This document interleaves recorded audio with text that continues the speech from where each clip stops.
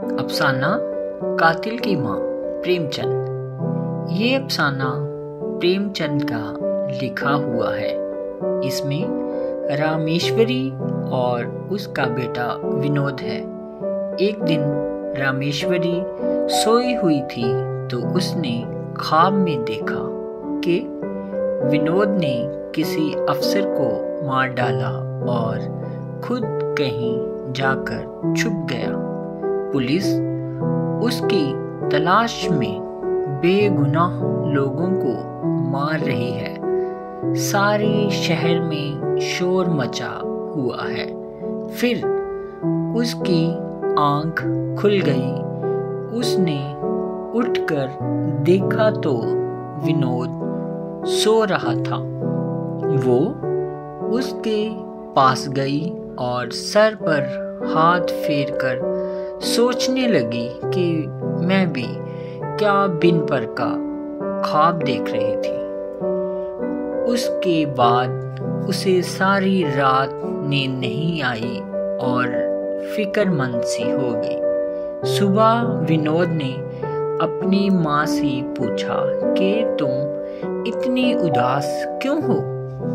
तब उसने विनोद को ख्वाब वाली बात बताई कि तुम अफसर को मारकर भाग गई और बेगुनाहों पर मार पड़ी।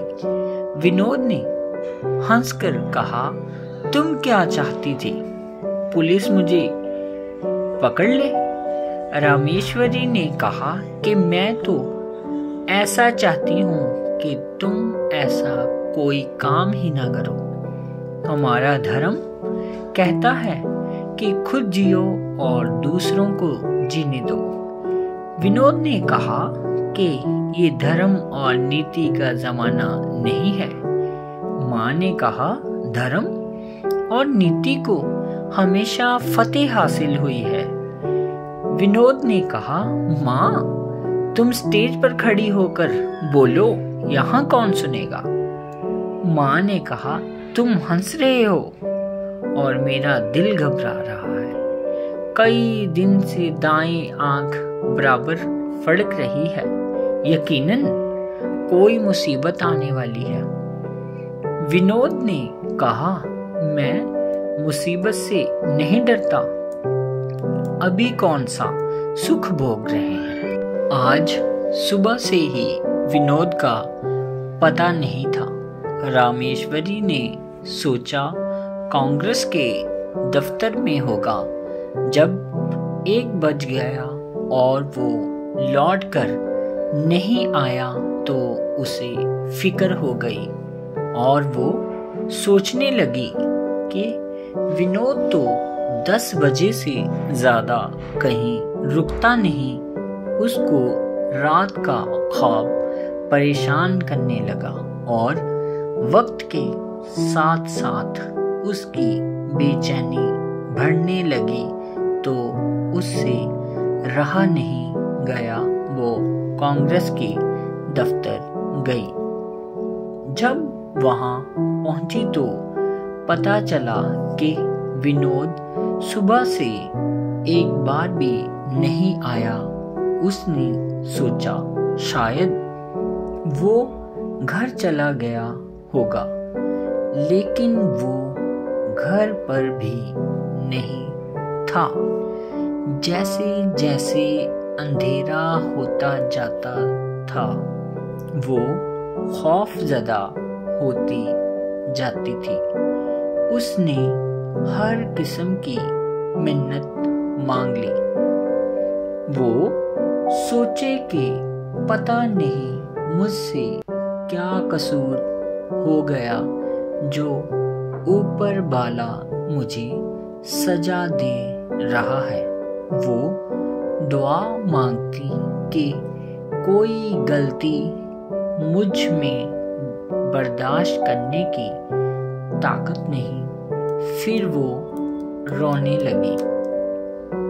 आधी रात गुजर चुकी थी और रामेश्वरी अभी तक दरवाजे पर खड़ी विनोद का इंतजार कर रही थी। इतने में एक आदमी दौड़ता हुआ आया। वो दरवाजे पर खड़ा हो गया और काला कंबल ओढ़े हुए था, जिससे उसका मुंह छुपा हुआ था। उसके बाद वो अंदर आ गया। उसने दरवाजा बंद करने को कहा, अपना कंबल रखा और खाने को मांगा। रामेश्वरी ने कहा, मैं आज दिन भर तुम्हें ढूंढती रही। विनोद ने कहा, मैं इसलिए आया हूँ कि तुम्हें बता दूं कि अब मैं 2-4 महीने यहाँ नहीं रह सकूंगा। अपनी जान की हिफाजत के लिए रामेश्वरी ने कहा, तुमने वही किया जिसका मुझे डर था।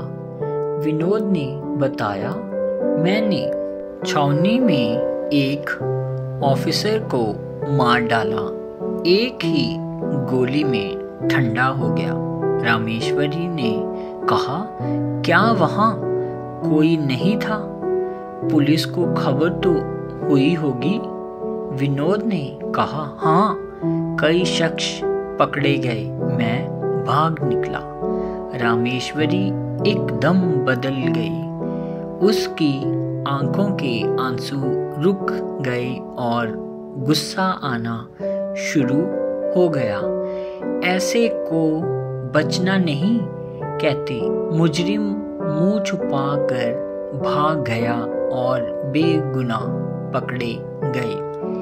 वो अपने आप को कोसती है कि मुझे नहीं मालूम था कि मेरे यहाँ ऐसा सपूत पैदा होगा, वरना मैं पैदा होते ही गला घोंट के मार देती।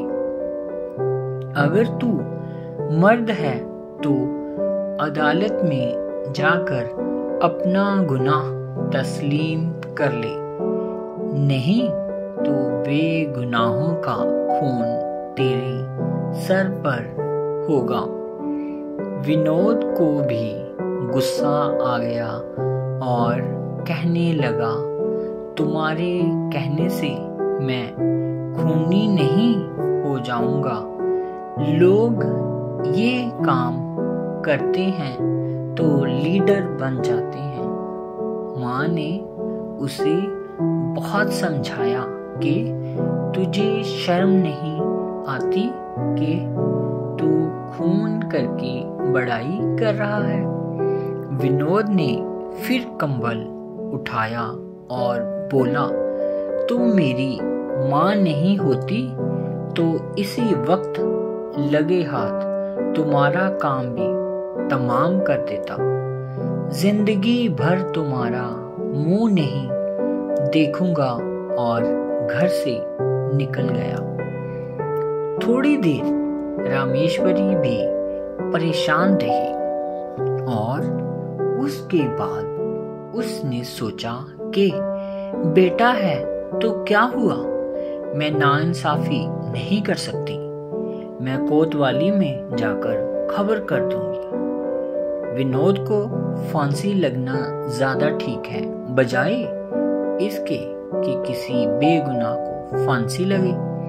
कुछ देर चलने के बाद माँ का दिल बेचैन हो गया और सोचने लगी कि इतनी मुसीबत से पालने के बाद उसे फांसी कैसे दिलवा सकती।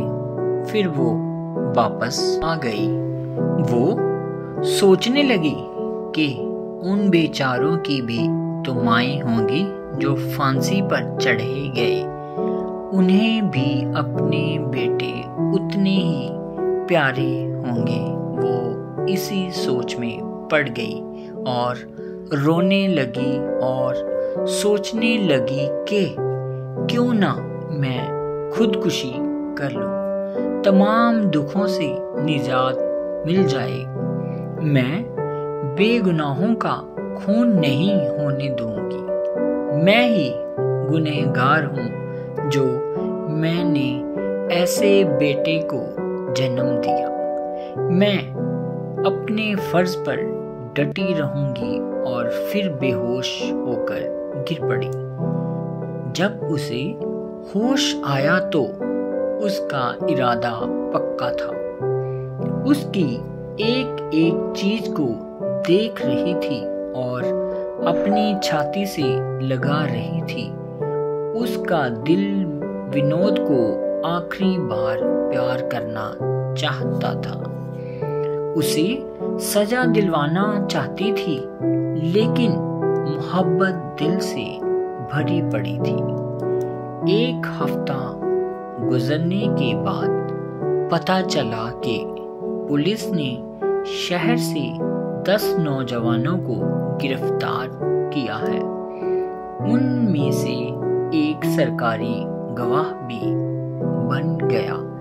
रामेश्वरी मोहब्बत और फर्ज के दरमियान में झूल रही थी।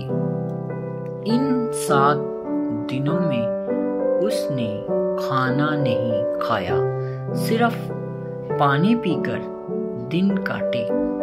रो रो के बुरा हाल था, बिल्कुल मरीज की तरह हो गई थी।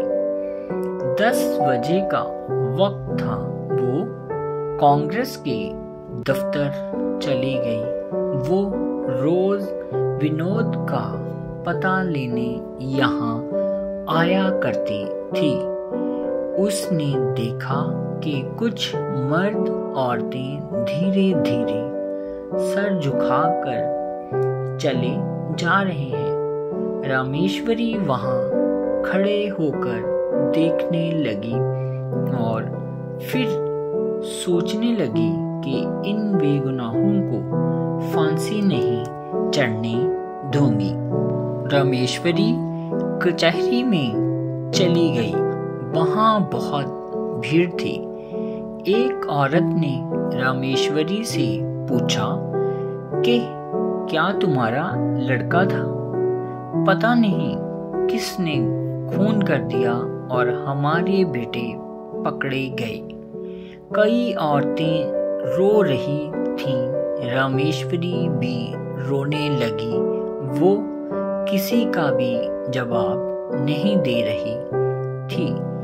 जैसे ही मुकदमा पेश हुआ, रामेश्वरी ने सामने आकर सलाम किया और कहा, मैं कुछ कहना चाहती हूँ। मैं इसलिए आई हूँ कि मैं इस मुकदमे का सच्चा हाल बयान कर दूं। सार्जेंट का खून करने वाला मेरा बेटा है। ये सारे लोग बेगुनाह हैं। साहिब ने उनसे पूछा, होश में हो? रामेश्वरी ने कहा, होश में हूँ। उसका नाम विनोद बिहारी है। उसका फोटो मेरे घर में है। मेरी उससे कोई दुश्मनी नहीं है। मैं उससे बहुत प्यार करती हूँ, लेकिन मैं अपनी औलाद के लिए दूसरों को फांसी नहीं चढ़ने दूंगी। मैंने सब सच बता दिया। अब इंसाफ आपके हाथ में है। चारों तरफ से मर्द औरतों ने रामेश्वरी को घेर लिया। अपनी खुशी के आगे किसी ने नहीं सोचा कि उस पर क्या गुजर रही होगी। उसकी आंखों के सामने विनोद की शक्ल थी। इतने में भीड़ में से एक आदमी निकलकर आया और उसने रामेश्वरी के सीने में खंजर उतार दिया। रामेश्वरी चीख मारकर गिर पड़ी।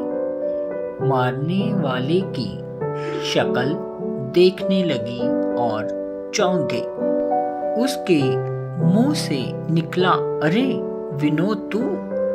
उसकी आंखों के 2 कतरे टपके और हमेशा के लिए खामोश हो गई।